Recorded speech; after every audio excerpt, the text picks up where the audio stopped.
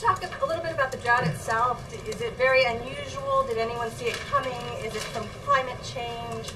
Is there anything you could do to prepare?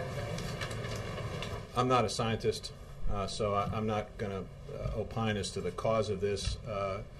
You know, all we know is that that right now there are a lot of farmers and ranchers who are struggling, and it's important and necessary for them to know, rather than trying to focus on what's causing this, what can we do to help them? And what we can do to help them is lower interest rates, expand access to grazing and haying opportunities, lower the penalties associated with that, and encourage Congress to help and work with us to provide additional assistance. And that's where our focus is. You know, long term, we will continue to look at weather patterns, and we'll continue to do research and to make sure that we work with our seed companies to create the kinds of seeds that will be more effective in dealing with adverse weather conditions. It's one of the reasons, because they have done that, it's one of the reasons why we're still uncertain as to the impact of this drought in terms of its bottom line, because some seeds are drought resistant and drought tolerant, and it may be that the yields in some cases are better than we expected because of the seed technology. Mr. Secretary, I want to follow through on the climate change question.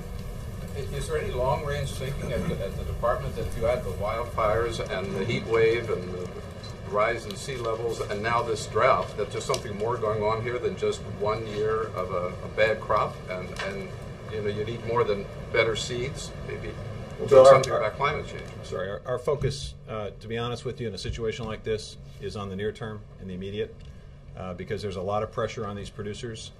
You know, you take the dairy industry, for example. We've lost nearly half of our dairy producers in the last 10 years.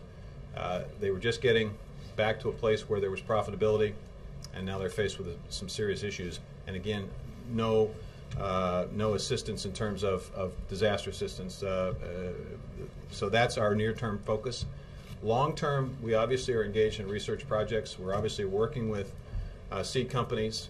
You know, don't discount the capacity of the seed companies. These technologies do make a difference, and that's one of the reasons why, at least based on the yields today, we're looking at potentially the third largest corn crop in our history. Now, that may be adjusted downward, it may be adjusted upward, depends on the rain, depends on circumstances. But even with the difficulties we're experiencing, we're still looking at a pretty good crop as of today. Tomorrow, it could change, obviously.